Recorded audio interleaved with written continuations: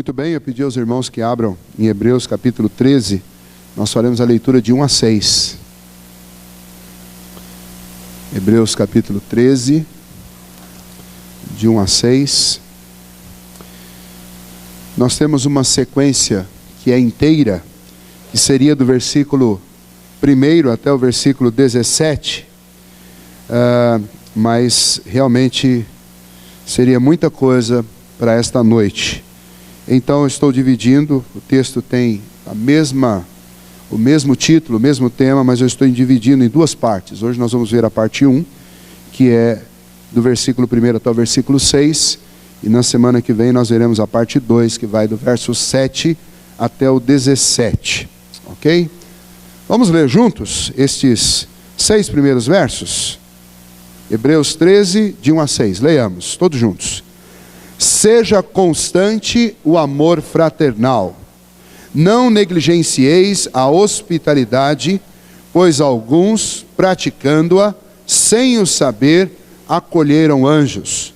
Lembrai-vos dos encarcerados, como se presos com eles, dos que sofrem maus tratos, como se, com efeito, vós mesmos, em pessoa, fosseis o maltratados. Digno de honra entre todos seja o matrimônio, bem como o leito sem mácula, porque Deus julgará os impuros e adúlteros. Seja a vossa vida sem avareza, contentai-vos com as coisas que tendes, porque Ele tem dito, de maneira alguma te deixarei, nunca jamais te abandonarei. Assim, afirmemos confiantemente, o Senhor é o meu auxílio, não temerei que me poderá fazer o homem. Muito bem, este é o texto para nossa reflexão nesta noite. Esse texto, como eu disse a vocês, do verso 1 até o verso 17, são admoestações que o autor da carta aos Hebreus faz aos crentes de forma prática, finalizando a sua carta, finalizando esta mensagem que ele tinha. Então são as últimas recomendações do autor da carta aos Hebreus. Depois nós vamos estudar ainda do versículo 18 ao versículo 25, as suas recomendações pessoais, saudações, alguma coisa que ele diz sobre si mesmo, e aí então finalmente nós vamos refletir um pouquinho sobre quem é o autor. Na última parte ele diz algo interessante também, que desde já eu gostaria de citar para vocês, que o autor da carta diz que ele escreveu de forma resumida, porque ele tinha muita coisa para dizer, então ele teve que resumir bastante. E esta é a maior carta do Novo Testamento, e nós estamos estudando esta carta há muito tempo, mas você já pode agradecer a Deus, não porque ela vai acabar, mas você pode agradecer porque o autor escreveu resumidamente. Então demorou só um ano para a gente estudar inteiro, imagine se ele não tivesse resumido. Ok? Mas deixando as brincadeiras de lado, vamos ao texto desta noite, que é um texto muito importante para nós, porque são as recomendações práticas. Se já não bastasse tudo aquilo de prático que ele já nos ensinou, ele vem com algumas recomendações práticas que nós como cristãos devemos seguir. Então o título é Vivendo como Cristãos. Como um cristão vive? O capítulo 13 ele diz como cristãos vivem. E a parte 1 são estes 6 primeiros versículos que estão divididos aí em 2 temas centrais. O primeiro deles é o cuidado com os necessitados, e o segundo tema dele é o cuidado com a santidade. São os 2 temas para nós aqui no início. Bom, vamos lembrar do contexto. O contexto é uma carta escrita mostrando Cristo como superior, não só a todos os profetas, todos os anjos, todos os personagens do Antigo Testamento, mas sendo Cristo o único realmente suficiente Salvador para a nossa vida. Ele está escrevendo a cristãos que eram judeus convertidos do judaísmo, que estavam sendo tentados a voltar atrás. E ele estava encorajando-os a, confiados na superioridade de Cristo, permanecerem firmes no Evangelho, firmes na fé em Cristo Jesus. E nos últimos capítulos que nós estudamos, nós vimos a respeito do sofrimento que estes irmãos estavam vivendo e como eles deveriam lidar com este sofrimento. E então uma coisa que nós concluímos, uma realidade que nós concluímos a respeito dos primeiros leitores desta carta, é que eram cristãos, homens, mulheres, adultos, jovens, crianças, velhos, que estavam debaixo de uma grande perseguição e por conta disso sofriam muito. Sofrimentos que eram produzidos por causa da fé deles em Cristo Jesus e a perseguição que eles sofriam por parte dos judeus e também dos romanos naquela época. E em face a esses sofrimentos, o autor da carta faz algo que parece quase que insensível. Diante daqueles sofrimentos que eles estavam passando, depois de ensinar como eles poderiam lidar com esse sofrimento, no último capítulo, no capítulo 13, o autor, ele chega para eles e diz: olha, agora eu quero que vocês façam algumas coisas. Independente do fato de vocês estarem sofrendo ou não, existe um papel que precisa ser cumprido. Existe um jeito de viver que é próprio de um cristão. E este jeito de viver não pode ser abandonado, mesmo que eu esteja debaixo de sofrimento. E então é por isso que parece quase que insensibilidade com quem está debaixo de tanta oposição, de tanto sofrimento por causa do nome de Cristo. De repente o autor chega ainda com algo que soaria a princípio como um peso, como ainda algumas obrigações que eles têm que cumprir. O autor da carta aos Hebreus está dizendo para nós e dizendo para aqueles primeiros leitores que em qualquer situação da nossa vida, nossa responsabilidade como cristãos continua. Eu não tenho desculpas para deixar de viver e de me portar como um cristão, mesmo que eu esteja debaixo de sofrimento. Porque pode pairar na nossa mente que existe alguma circunstância em que eu posso deixar de fazer aquilo que Deus espera de mim, aquilo que Ele claramente diz que eu devo fazer.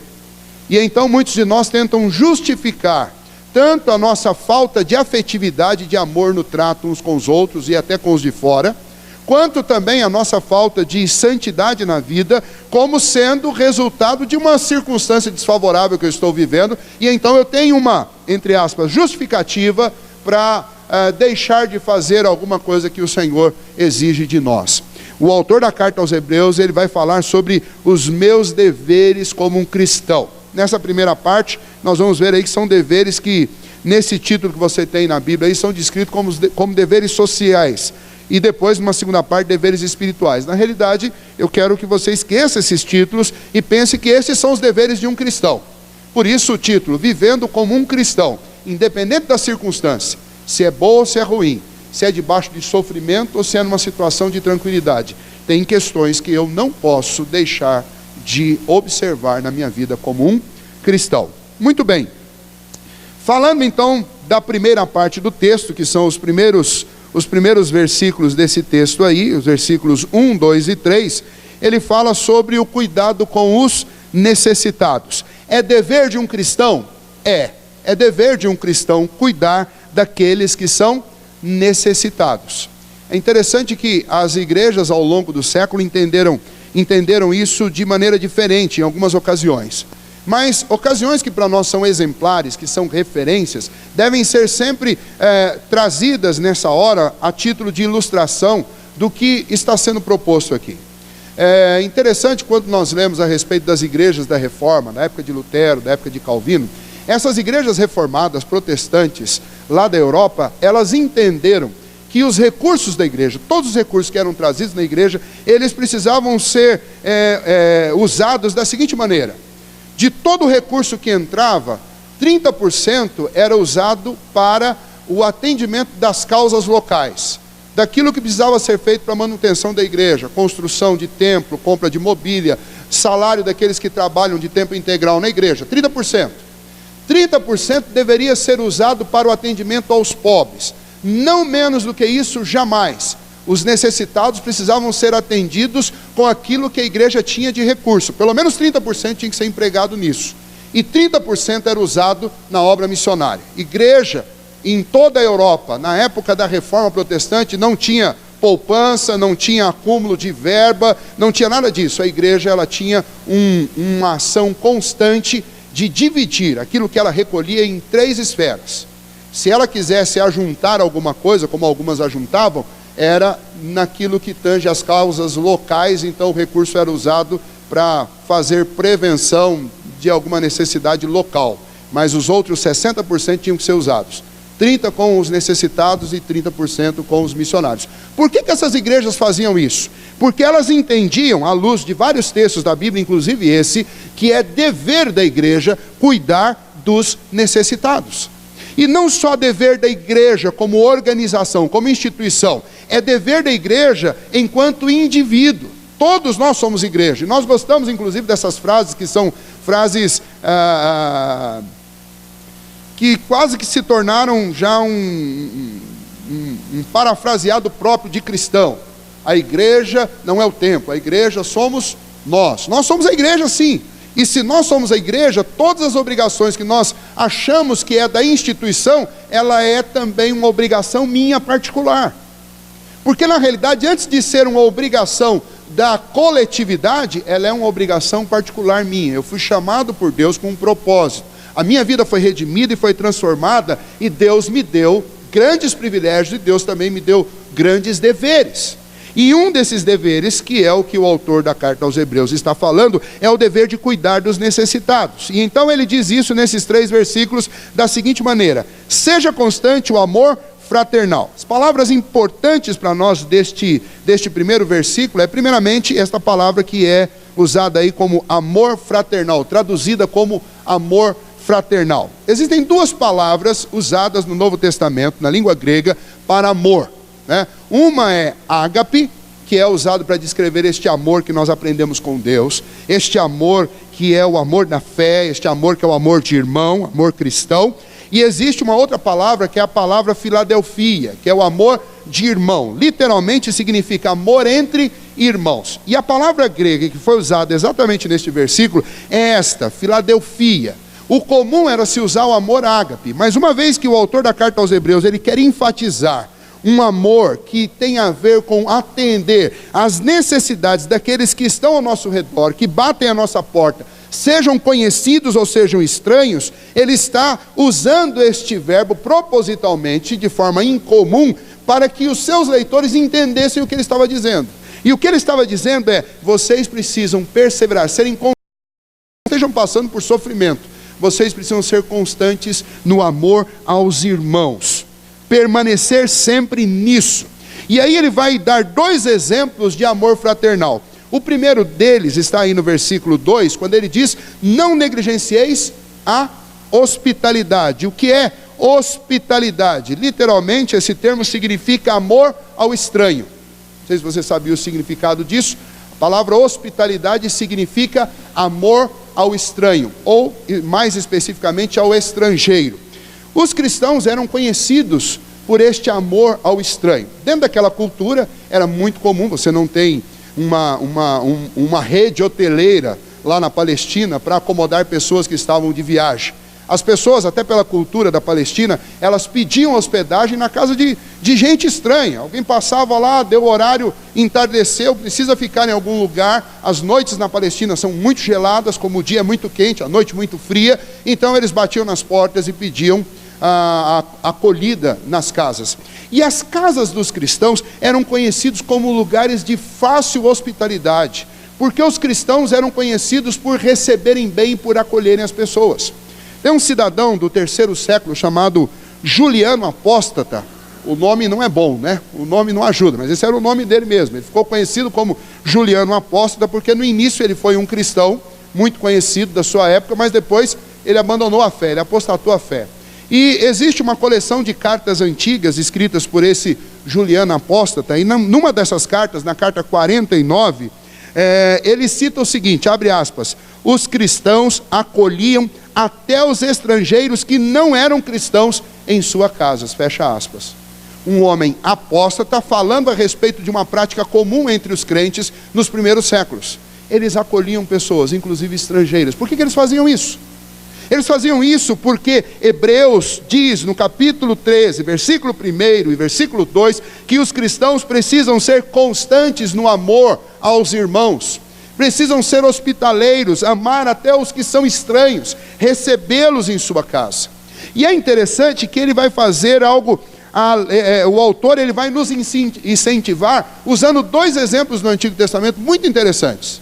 Ele diz que fazendo isso, alguns, ou seja, alguns cristãos, alguns fiéis, alguns homens tementes a Deus, eles receberam em sua casa, acolheram em sua casa anjos, sem nem saber que estavam fazendo isso.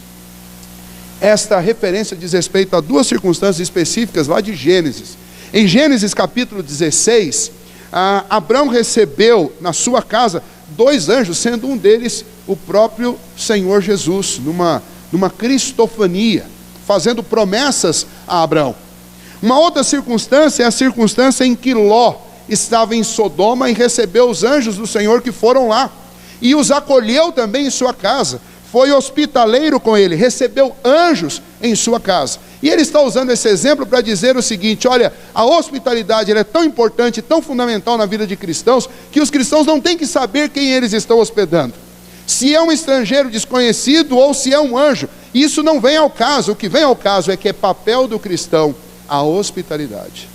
Irmãos, isso é tão fundamental na vida de uma igreja, tão fundamental.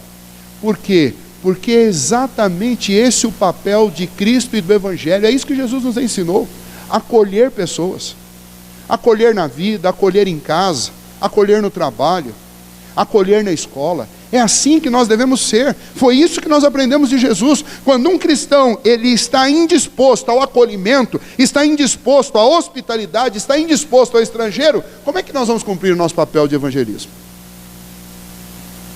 Mas pastor, o senhor não sabe o problemão que eu estou passando, a dificuldade que eu estou passando. Hospitalidade não tem a ver com fartura ou com escassez, não tem a ver com tempo bom ou com tempo ruim. Hospitalidade é um dever nosso. E se é dever, não é circunstancial. Se é dever, é atemporal. Por isso que o autor diz: seja constante. Seja temporário? Não. Seja condicional? Não. Ele diz: seja constante o amor fraternal. Praticando. Em primeiro lugar, ele cita aí a hospitalidade. O outro exemplo que ele cita, ele fala a respeito dos encarcerados. No versículo 3 ele diz: lembrai-vos dos encarcerados como se preso com eles, dos que sofrem maus tratos, como se com efeito vós mesmos em pessoa fosseis maltratados. Por que ele faz essa referência aos maltratados? Porque naquela época, especialmente os cristãos que estavam sendo perseguidos por causa de Cristo, eles eram encarcerados e havia níveis diferentes de encarceramento. Alguns eram apenas detidos, outros eram torturados para que negassem a fé em Cristo Jesus. Outros eram torturados para que entregassem o endereço de outros que eram cristãos também. E então o que o autor está dizendo é que nós precisamos sentir empatia por estes que estão sofrendo pelo nome de Cristo. E aí quando a gente lê isso daqui, a gente fala: bom, graças a Deus, pelo menos a recomendação fica mais leve, que eu só tenho que praticar hospitalidade, ainda assim com quem não tem dinheiro para pagar hotel, porque quem tem vai atrás do hotel. Porque esse negócio de encarcerado a gente não tem entre nós. Como nós não temos entre nós?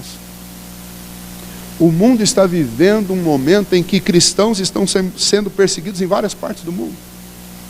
Existem cristãos encarcerados e sofrendo na Coreia do Norte, na China, em todos os países muçulmanos, no Oriente.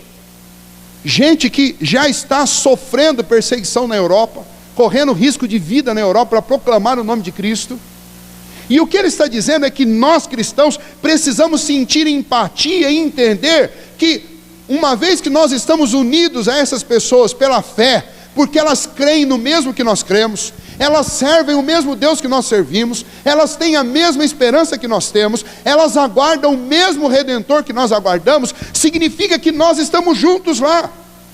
O que é feito a um dos nossos irmãos, não importa se é aqui no hemisfério sul ou se é no hemisfério norte, o que é feito a um dos nossos irmãos é feito a nós todos. Nós não podemos permanecer impassíveis diante de tudo isso daí, como se isso não tivesse a ver conosco. Isso tem tudo a ver conosco.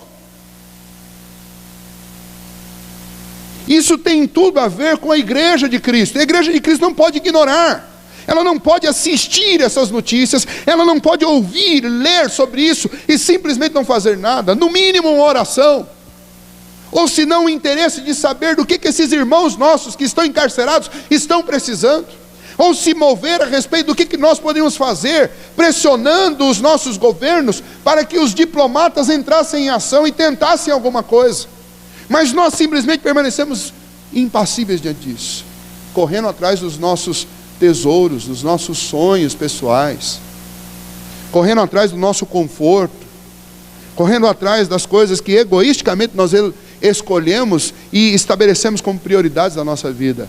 O autor da carta aos Hebreus está dizendo: você que é cristão, nós que somos cristãos, nós temos um dever. O nosso dever é o dever de cuidar dos necessitados, sejam aqueles estrangeiros que passam pela nossa casa ou pela nossa vida, sejam aqueles nossos irmãos que sofrem necessidade, que são machucados, feridos por causa do Evangelho. Porque se eles estão encarcerados, nós estamos lá presos com eles, ou deveríamos pelo menos nos sentir como. Se eles sofrem, nós deveríamos sofrer com eles, ou pelo menos tentar sentir em nós o sofrimento que eles estão sentindo.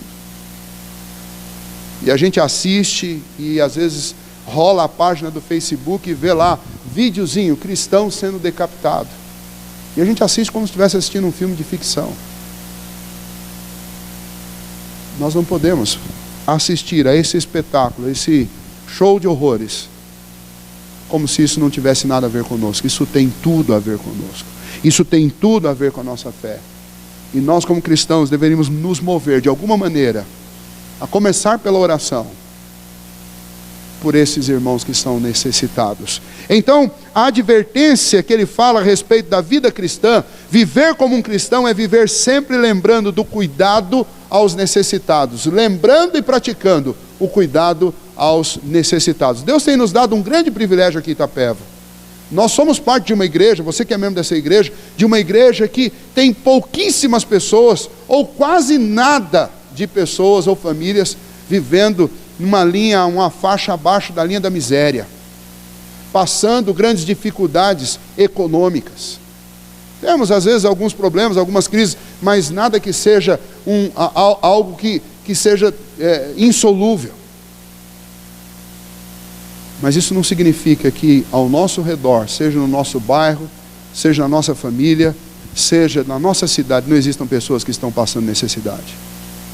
E nós como igreja, como liderança, nós como igreja, como famílias, nós como igreja individualmente precisamos pensar sobre essas coisas, porque a gente está muito mal acostumado com o conforto que Deus tem nos permitido viver, e no nosso conforto a gente tem fechado os olhos às necessidades dos outros, às vezes por falta de intimidade, às vezes por falta de amizade, às vezes por falta, que é o mais provável, de amor mesmo. A gente simplesmente não ama. A gente diz que ama, tem um discurso bonito sobre amor, mas na hora que precisa mexer no bolso, na hora que precisa mexer no tempo, na hora que precisa mexer no conforto, na hora que precisa ceder um espaço da casa, aí a gente sabe que é diferente. Me permitam dar uma apertadinha, um pouquinho mais. Quando a gente recebe Grupo M, quando a gente recebe alguns outros grupos aqui na igreja, a gente sente severamente isso, especialmente quem está atrás e precisa hospedar 20, 30 pessoas. Aí a gente percebe o quanto nós desconhecemos Hebreus 13. Porque a gente tem visto nos últimos anos, eu falo isso com dor no coração, a gente tem visto pessoas que sobrevivem com muito pouco, quase na linha da miséria, com uma casa que é um ovinho, recebendo 3 pessoas, e outros com uma vida média, mas uma vida tranquila, mais folgada, que não recebem ninguém. Nós não podemos ter um discurso de amor quando a nossa prática diz outra coisa. E olha que eu estou falando de irmãos em Cristo, missionários trabalhando pelo reino de Deus. Não estou nem falando do que o texto está falando. O texto não está falando de missionário, o texto está falando de estrangeiro. Gente que você nunca viu na vida. Já pensou em abrir a porta para um desses? Pois é isso que nós como cristãos devemos fazer. É isso que o autor da carta aos Hebreus está dizendo que cristãos fazem. Eles amam constantemente seus irmãos. E aqui irmãos não é irmãos em Cristo, é amor filéu, é amor de Filadelfia, é hospitalidade. Para deixar mais claro, vou dar um exemplo para vocês. Hospitalidade, amor a estrangeiro. É disso que nós estamos falando. Se você sentiu um aperto aí por causa destas palavras, isso é muito bom, significa que Deus está falando conosco. Nós precisamos ouvir a voz de Deus. Tudo que nós temos, na realidade, é do Senhor. E nós devemos servir ao Senhor com tudo que nós temos. Você tem braços largos, então use os teus braços largos para abraçar o maior número de pessoas possível. A segunda advertência, ela vai para outro lado da nossa vida. Ela vai falar sobre as questões relacionadas ao pecado. E então essa advertência que está aí a partir do versículo 4 e vai até o versículo 6, é uma advertência sobre a santidade na vida. Sobre a santidade que é exigida de um cristão. E aí eu preciso fazer algumas considerações sobre isso. Bom, quando nós usamos essa palavra santidade, ou falamos sobre santificação, é sempre bom lembrar daquilo que é verdadeiro na vida de um cristão. O cristão é alguém que foi convertido por Cristo Jesus. Seu coração foi regenerado por uma obra do Espírito Santo de Deus. E essa regeneração o faz crer na obra redentora de Cristo Jesus. E qual foi a obra redentora de Cristo Jesus? Cristo me substituiu lá na cruz, e o meu nome foi justificado diante de Deus. Ou seja, Cristo pagou por todos os meus pecados. Aqueles que infelizmente eu já cometi, e aqueles que infelizmente por desobediência ainda venho a cometer. Todos eles foram pagos diante de Deus, e diante de Deus eu fui justificado de uma vez por todas. O nome de Cristo foi escrito sobre a cédula de dívida que eu tinha diante do Senhor. E isso me torna objetivamente, definitivamente um santo. No sentido literal da palavra. Ou seja, o meu nome na glória foi santificado, justificado, limpo de uma vez por todas. Isso é santificação objetiva, é resultado da obra de Cristo Jesus no que diz respeito ao meu nome na glória. Ele está limpo. No que diz respeito à minha vida aqui no tempo, nos anos que eu ainda tenho para viver, a santificação é uma obra do Espírito Santo de Deus que está implantado em mim, que iniciou uma regeneração no meu coração, e isso foi o que proporcionou na minha vida a conversão, me fez crer em Cristo Jesus. Ele me regenerou, me trouxe a vida de novo. Eu estava morto nos meus delitos e pecados, mas Cristo me deu vida, por meio da obra do Espírito Santo. O Espírito Santo plantou fé dentro do meu coração, para crer na obra de Cristo Jesus. E esse mesmo Espírito vai trabalhar todos os dias da minha vida, me fazendo desejar o Senhor, desejar a vontade do Senhor na minha vida, e me dando força para realizar. Por isso que o apóstolo Paulo diz que é o Senhor quem efetua em nós tanto o querer como o realizar. Mas isso não de uma maneira livre, que eu não tenha obrigações. Por quê? Porque o Senhor Jesus, falando conosco no Evangelho, Ele diz que é meu dever cumprir aquilo que a lei preceitua, de uma maneira diferente agora, porque antes o cumprimento da lei acreditava-se ser o caminho para a redenção, mas através do cumprimento da lei ninguém foi salvo. Mas agora Cristo Jesus, que cumpriu a lei cabalmente, Ele se tornou o caminho de salvação para a minha vida, e Ele diz: eu sou o caminho, a verdade e a vida, ninguém vem ao Pai se não for por mim. Então, no que diz respeito à minha salvação, Cristo realizou essa obra completamente. E Ele tirou de sobre mim o dever de cumprir a lei? Não. Mas agora eu não cumpro a lei para alcançar salvação, porque isso nunca foi possível. Eu cumpro a lei em obediência ao Senhor, para agradar o Senhor, para demonstrar que a obra de Cristo em minha vida é real.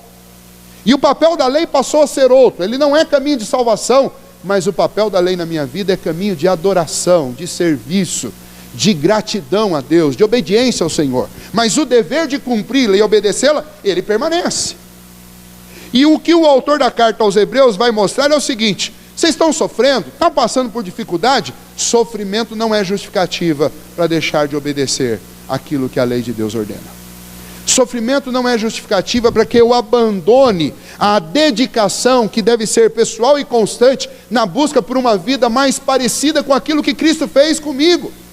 Paulo, falando aos Filipenses, lá no capítulo 3, ele diz algo interessante. Ele diz: não que eu já seja perfeito, mas eu prossigo para aquilo para o qual também fui conquistado. E o que ele está dizendo? Olha, o Senhor Jesus me conquistou para ser perfeito, e Ele definitivamente fez isso comigo lá na glória, e eu sei que eu vou ser perfeito para sempre. E o que eu estou fazendo nesse exato momento? Eu estou correndo para me tornar aquilo que eu fui conquistado para ser. Eu fui conquistado para ser perfeito, e eu estou correndo para chegar lá, sem nunca perder de vista que o autor e consumador da minha fé é Cristo. Mas o fato desta obra ter sido concluída por Ele lá na cruz, não significa que eu vou ficar parado, sentado, e deixa a vida me levar, a vida leva eu. Não. Deus colocou dentro de nós o Espírito Santo dele para nos ajudar nesse processo. E então o que ele está dizendo é: cristãos verdadeiros, eles devem atentar para o cuidado dos necessitados, mas devem atentar também para o cuidado pessoal com a sua vida, para que eles não abandonem este caminho de busca por santificação, para que eles não abandonem o cuidado que eles devem sempre ter com o seu coração e com a sua mente, para que eles sejam cada vez mais parecidos com Cristo. Efésios capítulo 1, nos 6 primeiros versículos, dizem que o Senhor nos abençoou com toda sorte de bênçãos nas regiões celestes em Cristo Jesus, para fazer de nós semelhantes a Cristo, santos e irrepreensíveis como é Cristo. Ou seja, toda essa obra foi para me tornar parecido com Cristo Jesus. E então eu não posso viver a vida inteira esperando que isso aconteça no dia que eu morrer. Se eu sou um cristão e tenho o coração transformado, eu almejo ver isso acontecendo toda hora na minha vida. E é isso que o autor está dizendo.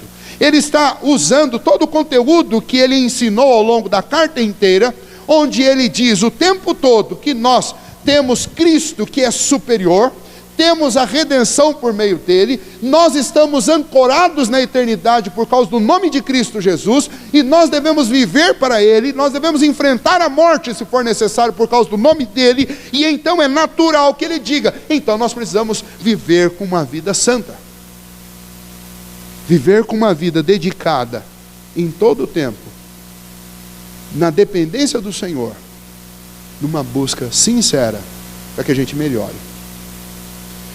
E como que ele vai dizer essas coisas? Bom, ele vai dizer atacando os 2 pecados que são os responsáveis por todos os outros.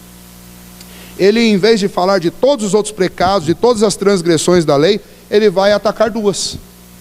2, porque essas 2, realmente, se um cristão se dedicar ao cuidado para não cair, pedir a Deus todos os dias, que o Senhor os livre disso, viver na dependência de Deus, para que eles não caiam nessa tentação, eles realmente estarão livres de todos os problemas com o pecado. Porque todos os problemas com o pecado estão relacionados a 2 questões que ele vai citar aqui. A primeira delas está aí, no versículo 4 e 5, ele diz: digno de honra entre todos seja o matrimônio, bem como o leito sem mácula, porque Deus julgará os impuros e adúlteros. E o segundo ele vai dizer aí no versículo 5, seja a vossa vida sem avareza. Quais são os 2 problemas, os 2 grandes problemas do ser humano, que vão provocar todos os outros? Adultério, que é simbolizado aí por impurezas ou imoralidades sexuais, e ele é descrito aí no final do versículo 4 como impuros e adúlteros. Ele vai tratar do problema do adultério, da infidelidade, e ele vai tratar do problema da avareza. Adultério é imoralidade sexual e avareza é amor ao dinheiro. O adultério tem a ver com relações que são extraconjugais, relações que vão acontecer fora de uma relação de matrimônio. E a avareza é quando o dinheiro, que não é mal em si, mas quando o dinheiro é amado mais do que a própria vida, quando o dinheiro é usado como o centro da vida. E esses 2 pecados são conhecidos, e às vezes no meio evangélico a gente até faz uma brincadeira, né? Que estas são as 2 barras que derrubam o homem, a barra da saia e a barra de ouro. São as 2 grandes fontes de todo o problema da humanidade: a barra da saia ou a barra do ouro. E então ele resume bem o nosso problema com o pecado, com esses dois pecados. Eles simbolizam todos os outros. Estes dois pecados simbolizam os outros. Falando do primeiro, falando a respeito da questão do adultério, ele fala contra a imoralidade sobre todos os aspectos. Por quê? Porque segundo o que o autor está colocando, quando ele usa essa imagem do leito sem mácula, ele está mostrando que o matrimônio é o único ambiente apropriado para a sexualidade. Ou seja, sexo foi criado por Deus para ser desfrutado dentro de uma relação matrimonial. Quando o sexo acontece fora de uma relação matrimonial, ele é pecado, ele é impureza sexual, ele é taxado como imoralidade. Vejam só, no caso do casado, o sexo fora do casamento é adultério. No caso do solteiro, é impureza, ou uma outra palavra que a Bíblia usa para o sexo fora do casamento, é a fornicação. Do solteiro, do separado, ou seja lá quem for, o nome que é dado para isso é fornicação. E o sexo por dinheiro é chamado de prostituição. Ou seja, todas as expressões de sexualidade fora de uma relação matrimonial, elas são pecaminosas. E é importante citar isso nos nossos dias, que a grande luta do século tem sido destruir o casamento, destruir o matrimônio. Por quê? Porque sexualidade sadia só existe dentro do matrimônio. E então, insistentemente, a nossa sociedade tem tentado desconstruir a ideia do casamento. Exatamente para quê? Para que a sexualidade seja vivenciada em esferas que são contrárias à vontade de Deus. E quando eu falo de matrimônio, também por causa do ambiente dos nossos dias, é necessário que eu saliente uma questão: matrimônio de acordo com a ótica bíblica, de acordo com aquilo que é eficiente biologicamente, de acordo com aquilo que a história ensina a ser matrimônio. Ou seja, matrimônio é, biblicamente, a união entre um homem e uma mulher. Biologicamente, matrimônio é a união entre um macho e uma fêmea. Historicamente, matrimônio é casamento entre um indivíduo, homem, e uma mulher. Casamento é isso, e sempre foi isso. E a tentativa dos nossos dias é desconstruir isso. Mostrar que outras expressões afetivas sejam consideradas também casamento. E não é, pode ser qualquer coisa. Pode ser união estável, pode ser união de corpos, pode ser união civil, mas não é matrimônio e não é casamento. E relações sexuais que não aconteçam dentro de uma relação matrimonial entre um homem e uma mulher são pecaminosas.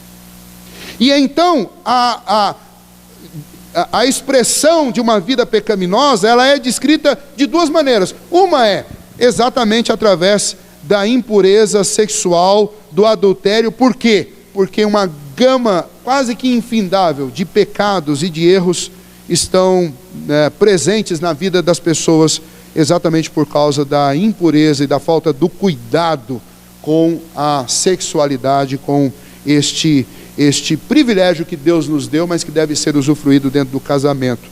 E a Bíblia é interessante porque ela usa uma linguagem eufemística para dizer coisas feias, né? Então, ao invés dele falar exatamente o que é tão triste, tão feio, quando os homens cometem adultério, ele escreve de forma eufemística, dizendo: o leito deve ser sem contaminação. O que ele quer dizer com isso? Ele quer dizer, o leito conjugal é o lugar onde o marido e a sua esposa, eles vivem no ambiente sadio a sua sexualidade. Então, quando o marido traz uma outra, ou a mulher traz um outro para dentro, ou uma terceira figura, eles estão maculando, sujando o leito conjugal. E ele está dizendo, cristãos precisam cuidar desta área da vida deles, para que eles não cometam adultério, para que eles não sejam infiéis dentro da relação matrimonial. Jovens cristãos precisam saber o seguinte: a coisa está apertando, então casa, porque ambiente para se viver o sexo é dentro do casamento. Então tem namoro aí que fica se estendendo indefinidamente, isso está errado. Porque todo mundo aqui é adulto, e todo mundo aqui tem hormônio, e sabe muito bem, que namoro só vai para frente, nunca para trás. Namoro só avança, namoro não retrocede. Um dia é um aperto de mão, outro dia é um beijinho no rosto, outro dia um beijo na boca, e não vai voltar atrás. Ninguém quer menos do que teve ontem. Então, casais, namorados, casem. Ah, pastor, precisa ter apartamento, precisa ter... Olha, conversa com teu pai e com a tua mãe e veja a história deles. Você vai ver que há 30 anos atrás, os homens e as mulheres eram mais corajosos, ou entendiam melhor desse assunto de necessidade, entendiam melhor o risco que eles estavam correndo, ou eram melhor orientados biblicamente a respeito de sexo. Porque infelizmente hoje também nós temos pais, inclusive pais cristãos, que têm orgulho de bater no peito e falar: olha, eu comprei 20 camisinhas e dei para o meu filho, eu não quero que ele faça bobagem. Porque tem mãe que tem o orgulho de bater no peito: não, eu converso com a minha filha, explico para ela que ela precisa se preservar. E eu falo: que bom, você está ensinando para ela que ela precisa casar virgem. Não, pastor, estou dizendo que ela precisa tomar cuidado, não fazer sexo sem camisinha. Cristãos ensinam os seus filhos que eles não podem viver na impureza da fornicação e do pecado. E eu sei que o discurso, na nossa época, parece moralista, mas a fonte do discurso não sou eu, não. A fonte do discurso é a Bíblia. E se o mundo quer chamar isso de moralismo, pode chamar. Mas para nós isso é cristianismo, porque isso está nas páginas da Bíblia, foi inspirado pelo Espírito Santo de Deus. E o que a palavra de Deus diz é: digno de honra entre todos seja o matrimônio. Isso deve ser honrado. Quando um filho chega para o pai e diz: pai, eu quero casar, a primeira pergunta do pai não deve ser: mas filho, você vai dar conta? Não, a primeira frase do pai deve ser: glória a Deus. Você entendeu o propósito da sua vida. Quando uma filha chega para o pai e fala: pai, eu quero casar, o pai precisa glorificar a Deus, louvar a Deus, porque Deus está lhe dando um grande privilégio de ver cumprido na vida da filha algo que é digno e é honroso, porque foi criado por Deus. Nós não podemos ser materialistas e quando um filho diz que quer casar, a primeira coisa que a gente pensa é se ele vai dar conta de pagar a conta.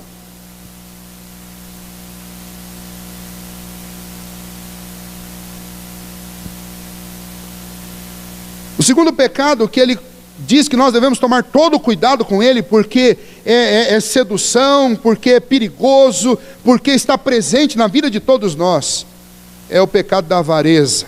Ou seja, avareza significa literalmente amor ao dinheiro. O dinheiro não é mal em si, dinheiro é dinheiro. Você não pergunta quando você recebe um troco no mercado de onde o dinheiro veio, para saber se ele é bom ou se ele é ruim. Quando você vai sacar um dinheiro no caixa do banco, você não pergunta se o dinheiro veio da mão de um traficante ou se veio da mão de uma viúva. Você simplesmente recebe o dinheiro. O dinheiro em si, ele não tem sentimento, ele não tem moralidade, o dinheiro. O que torna o dinheiro pernicioso e problemático é a maneira como eu lido com ele. É o que eu sinto em relação a ele. E a Bíblia é clara em dizer que o amor ao dinheiro é a raiz de todos os males. E qual que é o remédio? Não preciso ficar tecendo mais comentários sobre o que é avareza, ganância. Mas qual que é o remédio? A palavra aí, chave para nós no versículo 5 é: contentai-vos, contentamento. Qual o remédio para a avareza? E não só para a avareza, qual que é o remédio para os maridos e para as esposas? Contentai-vos. Vou começar, já que eu falei bastante sobre a questão do adultério. Marido, contentai-vos com a sua esposa. Esposas, contentai-vos com o seu esposo. Homens e mulheres, fiquem contentes com o que o Senhor deu para vocês. Casa, carro, dinheiro, trabalho. O segredo para que eu viva longe do adultério e da avareza é o contentamento. É isso que ele diz, ó: contentai-vos com as coisas que tendes, porque ele tem dito: de maneira alguma te deixarei, nunca jamais te abandonarei. Não há nada de errado em você buscar melhorias para a sua vida. Aliás, é fundamental que nós, especialmente como cristãos, busquemos melhoria para a nossa vida. Deus nos deu o trabalho para isso, para que a gente use o trabalho. Ele garante o nosso sustento, mas eu devo usar o trabalho para melhorar. Ele não quer que eu trabalhe 10 vezes mais para ganhar o mesmo que Ele quer me dar. Se eu puder trabalhar para efetizar, tornar mais excelente o meu trabalho, para que eu tenha mais tempo para minha família, e para que eu consiga ainda continuar sustentando a minha casa, ótimo. Se isso não fosse legítimo, nós estaríamos morando todos numa caverna e plantando algumas sementes, comendo fruta e caçando animais. Mas o homem evolui no seu trabalho, constrói coisas, inventa mecanismos para facilitar a sua vida. Isso é justo. É justo que você estude, tenha uma profissão. Muitos pais hoje de médicos, de advogados, de engenheiros, cresceram e não puderam fazer uma faculdade, mas insistiram que os seus filhos estudassem. Isso é uma bênção.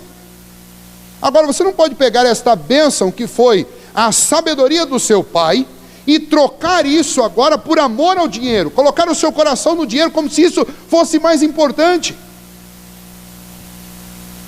Nós temos uma história muito próxima de nós, em uma das vilas aqui da cidade. Uma vez eu fui visitar um senhor, nós fizemos um culto na casa dele, e é uma pessoa bem simples, tem uma condição bem humilde, e nós estávamos conversando, e aí ele tem alguns filhos pequenos do segundo casamento e tem filhos mais velhos do primeiro casamento. Eu perguntei: os seus filhos vêm visitar? Eles vêm, de vez em quando eles vêm. Inclusive eu tenho um filho que é médico. Eu falei: que bom, graças a Deus. Mas daí já começou a passar uma série de coisas na minha cabeça. A gente é pecaminoso, né? O ser humano é mau, então eu já comecei a fazer alguns cálculos na minha cabeça, vendo a condição que ele estava vivendo. Eu falei: quando foi a última vez que ele veio aqui? Não, ele está aqui. Essa semana ele está aqui. Então ele vai chegar aqui? Não, ele está no hotel. Quando ele vem, ele não gosta de ficar aqui em casa, ele gosta de ficar no hotel. Isso é o que a avareza faz com o coração do homem. Torna o coração do homem tão insensível para as pessoas, porque ele ama mais o dinheiro do que as pessoas, ama mais as coisas do que as pessoas. O que leva um filho a vir na cidade de seu pai, que trabalhou para estudá-lo, passou fome. Quando ele me contou, eu deixei de almoçar muitas vezes para mandar dinheiro para o meu filho, mas ele não falou isso com mágoa, nem com tristeza, falou com orgulho do que ele fez. E eu tenho certeza que ele não sentiu o que eu senti na hora que eu ouvi essa história, porque ele não estava indignado. Indignado estava eu. Ainda bem que eu já tinha pregado, já tinha terminado o culto, senão eu ia pecar o culto inteiro. Eu estava indignado de ouvir aquela história.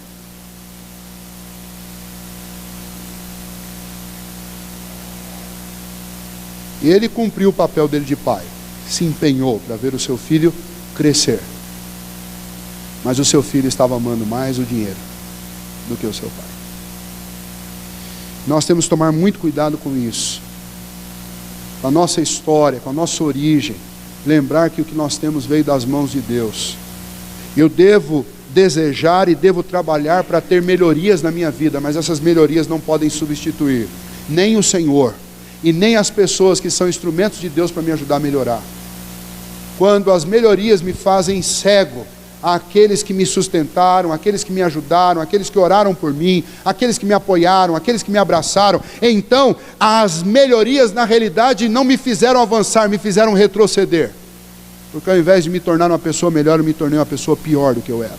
E é isso que a avareza faz, e é por isso que o autor está dizendo aos cristãos: cuidado com a avareza, porque a avareza destrói a vida de uma pessoa, tanto quanto o adultério destrói. Então viva contente com as coisas que você tem, sabendo do quê? E aí ele faz duas citações, e nós estamos concluindo com elas. Ele faz duas citações do Antigo Testamento que são extremamente emblemáticas para a nossa vida, porque descrevem o que deve ser a confiança do cristão. O versículo 6 traz, aliás, o final do versículo 5 traz uma citação que é lá de Deuteronômio 31, versículos 6 e 8, quando ele diz o seguinte: nunca te deixarei, nunca jamais te abandonarei.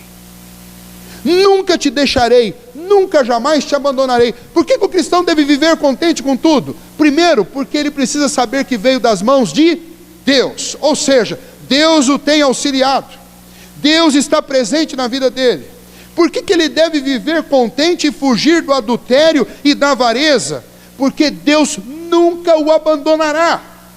Mesmo quando ele tiver uma crise conjugal, ou mesmo quando ele tiver uma crise financeira, Deus estará lá. A nossa língua não traz algo que é tão bonito, que traz na língua grega, a respeito deste final do versículo 5. Na língua grega existe uma repetição das negativas 4 vezes nesse texto, e no grego literalmente está dito assim: não, não te deixarei. Não, não, jamais te abandonarei. É assim que está dito lá. A ênfase no fato de que Deus estará, primeiramente, sempre presente com você. É isso que o texto diz: eu estarei sempre com você. Não, não, eu jamais vou abandonar você. E a segunda ênfase é que o Senhor vai te ajudar. Eu nunca, nunca, jamais te abandonarei. Ou seja, você sempre poderá contar com a presença de Deus, e sempre poderá contar com a ajuda de Deus. Você não precisa avançar estágios na sua vida porque está se sentindo solitário ou solitária, inseguro ou insegura, porque você tem uma companhia sempre constante, a companhia de Deus. E eu gosto de dizer sempre isso para os jovens, adolescentes jovens: vocês não precisam correr atrás de sexo fácil por aí, porque vocês têm com vocês algo que é infinitamente melhor que sexo, que é a presença do Senhor. Se Deus não contentar o seu coração, esqueça, porque sexo nenhum vai contentá-lo. Se você não se sentir satisfeito com Deus, não se iluda, porque não vai ser o sexo que vai te contentar, que vai te satisfazer. Muito pelo contrário, logo depois da prática sexual, fora de uma relação matrimonial legítima, você vai sentir um bruto arrependimento e um vazio 10 vezes maior do que era antes.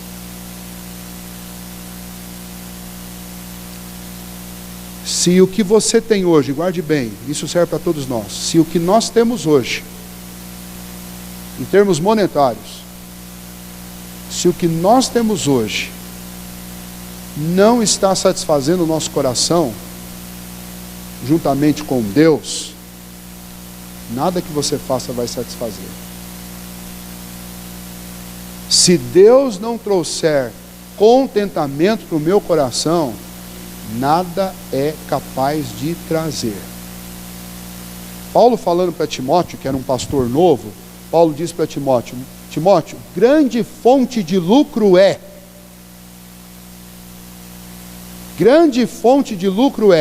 a piedade junto com o contentamento. Quer dizer, sabe como que você vai conseguir ter muitas coisas na vida? Primeiro, sendo piedoso, ou seja, se alimentando constantemente de Deus, buscando ao Senhor. Segundo, tendo contentamento. E sabe por que ele está dizendo que é fonte de lucro? Porque quando você está contente, você não fica gastando feito um louco com tudo. Tudo que aparece na sua frente você quer comprar. Isso é sinônimo de insatisfação. E quando a gente está satisfeito, você não é um consumista contumaz. Quando você está satisfeito, você está satisfeito. Você só compra o que você realmente precisa. Você não compra porque é bonito, você não compra porque os outros compraram, você não compra para impressionar os outros.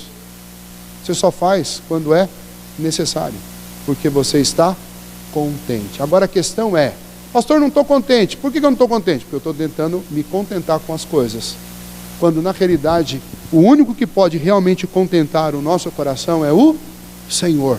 Mas pastor, como é que eu posso saber se eu terei o Senhor? Aí está aí o final do versículo 5: nunca jamais te abandonarei, nunca te deixarei. E é assim que o autor da carta aos Hebreus anima aqueles cristãos, para que eles vivam uma vida de busca por santidade, por agradar a Deus, fujam do adultério, da infidelidade, fujam da avareza. Qual é o encorajamento? De onde eles podem tirar força para lutar contra esses pecados, contra essas tentações? A presença de Deus é a força. O contentamento em Deus é o remédio. O auxílio do Senhor. E aí tem o versículo 6, que é uma citação de Josué 1:5. Aliás, o final do versículo 5 é uma citação de Josué 1:5 também. Este versículo aparece em 2 lugares. Aparece em Deuteronômio 31, de 6 a 8, e aparece em Josué capítulo 1, versículo 5. Mesmo versículo. Não te deixarei, nunca jamais te abandonarei. E em outras partes da Bíblia, no Antigo Testamento, há pelo menos 15 citações dessa expressão. Nunca te deixarei, ou não te deixarei, nunca jamais te abandonarei. E aí no versículo 6, aí sim, ele vai citar para nós o Salmo 118, versículo 6. E o que ele cita é o seguinte: o Senhor é o nosso auxílio. O que me pode fazer o homem? Vamos lembrar do nosso contexto. Eles estão num contexto de perseguição e sofrimento. E então eles poderiam dizer assim, para o autor da carta aos Hebreus: você está falando isso porque você não está no nosso lugar. Você está falando isso porque você não sabe as ameaças que nós estamos passando. Você está falando isso porque você não sabe que nós perdemos tudo. Nós perdemos tudo. Tiraram tudo de nós por causa da nossa fé. E então o autor da carta responde-os com este Salmo 118, versículo 6. O Senhor é o nosso auxílio. Quem me auxilia no meio das minhas fraquezas, das tentações, dos sofrimentos, das dificuldades é o Senhor. Tem algum auxiliador mais poderoso do que esse? Você tem algum amigo mais poderoso do que esse? Às vezes a gente tem um amigo que você acha que vai te ajudar, daí você fala: meu amigo podia me ajudar, me abandonou. Os homens podem fazer isso. Nem sempre fazem, mas podem fazer isso. Ou quase sempre fazem. Mas o seu amigo Jesus jamais faz.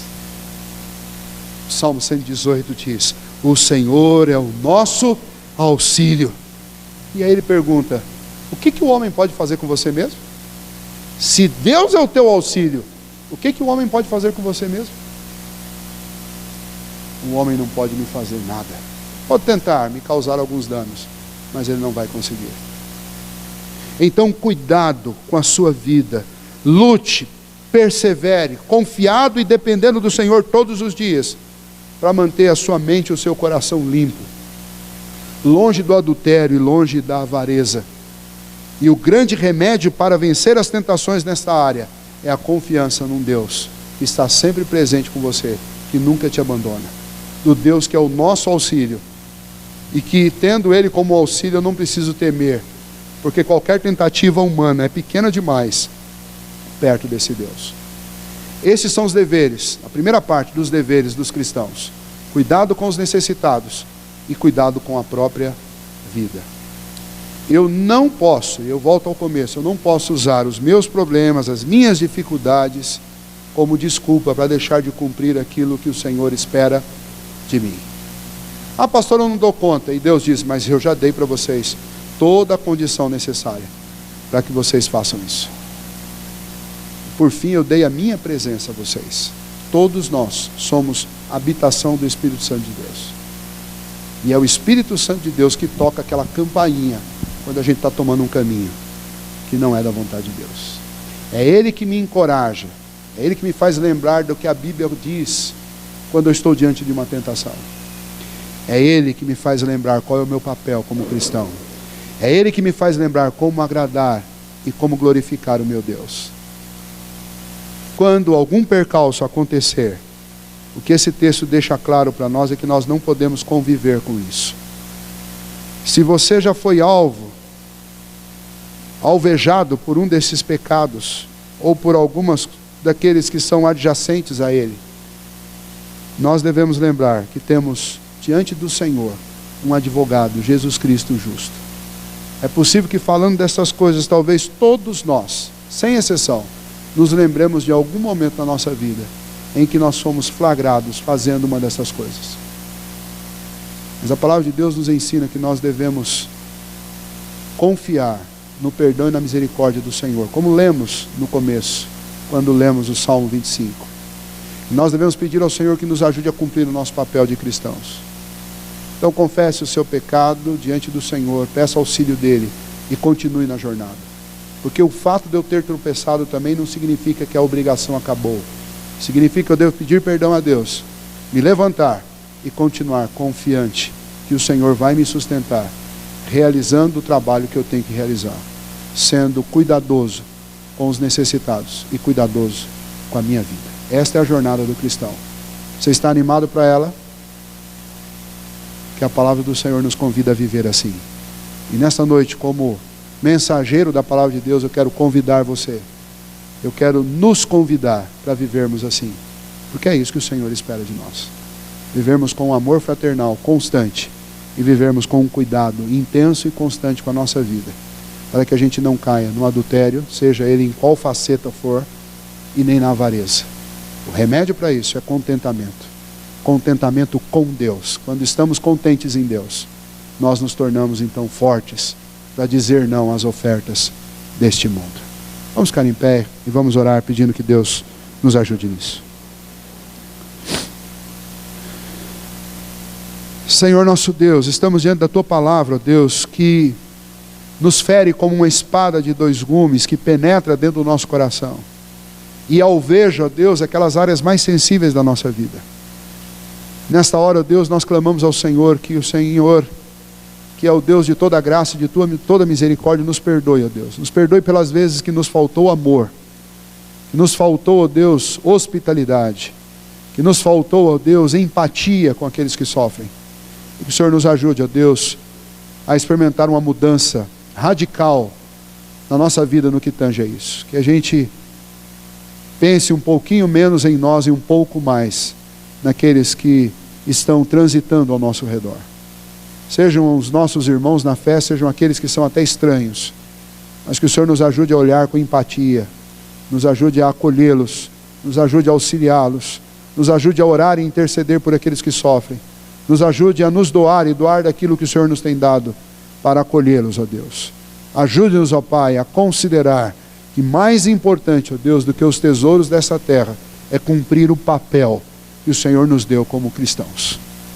Ó Deus, pedimos ao Senhor também perdão pelas vezes, ó Deus, que nos deixamos inflamar pelas ofertas malignas, ó Deus, que nos oferecem, ó Pai, contentamento através daquilo que é ilegítimo. Por isso, ó Deus, pedimos ao Senhor que o Senhor nos perdoe por todo tipo de infidelidade, seja aquela infidelidade verbal de uma piadinha picante, seja, ó Deus, de uma espiada em imagens, seja, ó Deus, a espiada num vídeo, seja, ó Deus, aqueles fatos que podem ter acontecido na vida de alguns de nós, ó Deus, de realmente termos cometido uma traição. Ó Deus, nos ajude, ó Pai, a confiar no perdão e na misericórdia do Senhor. Mas também, ó Deus, nos ajude a confiar no poder, ó Deus, e na força do Senhor, para resistirmos às tentações e andarmos fiéis ao Senhor, firmes no Senhor, experimentando, ó Deus, o sexo de maneira saudável dentro de uma relação matrimonial legítima. Que o Senhor conceda força e paciência aos jovens que são solteiros, ó Deus, para que eles consigam esperar, para que o Senhor os ajude. Ajude, ó Deus, aqueles que estão namorando, para que eles lembrem, ó Deus, que sexo foi preparado para o Senhor para uma relação conjugal. E que assim eles tenham paciência, ó Deus. E que o Senhor os ajude a realizarem o sonho do casamento. Porque é um grande sonho que o Senhor nos deu. É, ó Deus, um plano divino, um plano do Senhor para a nossa vida. E assim, ó Deus, que o Senhor nos dê a oportunidade de sermos igrejas saudáveis. Igreja, ó Deus, de gente fiel, igreja, ó Deus, de famílias saudáveis, de casamentos sólidos, firmes, fortalecidos no Senhor, de maridos fiéis e honestos, de esposas fiéis e honestas, de jovens fiéis e honestos. E assim, ó Deus, nós sejamos uma igreja, ó Pai, que realmente evidencia a transformação que só o Senhor pode produzir no coração do homem. Que o Senhor nos livre do amor ao dinheiro, da avareza, que o nosso coração seja um coração agradecido. Que, ó Deus, aquilo que o Senhor nos der a oportunidade de ter, nós nos lembremos que em primeiro lugar precisa estar a serviço dos santos, a serviço dos estrangeiros, a serviço, ó Deus, daqueles que são necessitados. Que nós, ó Deus, usemos os recursos que o Senhor nos deu, não para nos envaidecermos e não para colocarmos o coração neles, mas que nós usemos todos os recursos que o Senhor nos deu para o auxílio do povo do Senhor, para o auxílio do estrangeiro. E, ó Deus, se nós estamos vivendo uma situação completamente oposta, uma situação de escassez, que nós nos lembremos, ó Deus, que o Senhor disse que nunca nos deixaria, nunca jamais nos abandonaria. Então, ó Deus, ajude aqueles que estão passando por uma situação de necessidade a confiar inteiramente no Senhor. Que o Senhor tire a inquietação do medo, da dúvida, da ansiedade e coloque no coração deles paz. A paz de saber que o Senhor é o nosso auxílio. e que nenhum homem pode nos causar dano algum, porque estamos protegidos e amparados na tua mão. Ó Deus, aqueles que estão sendo tentados a tomarem caminhos escusos, ó Deus, atrás de melhorias na vida, que o Senhor os livre disso, ó Deus, e os ajude a permanecer contentes com o Senhor. Para que, ó Deus, nenhum de nós caia nas ciladas, ó Deus, da corrida louca atrás do dinheiro, daqueles que amam ao dinheiro. Mas ajude-nos a viver sem avareza neste mundo, contentes com o Senhor, confiantes no cuidado e na proteção do Senhor. Que essas palavras, ó Deus, que são tão duras ao nosso coração, pois, ó Deus, revelam o que não estamos fazendo e apontam o que devemos fazer, que elas sejam recebidas por cada um de nós e aplicadas na nossa vida pelo Teu Santo Espírito, da maneira como cada um de nós precisa aplicar, e que o Senhor nos dê a força e a coragem para obedecer aquilo que a Tua palavra nos diz nesta noite. É o que nós te pedimos nesta hora, em nome de Jesus. Amém.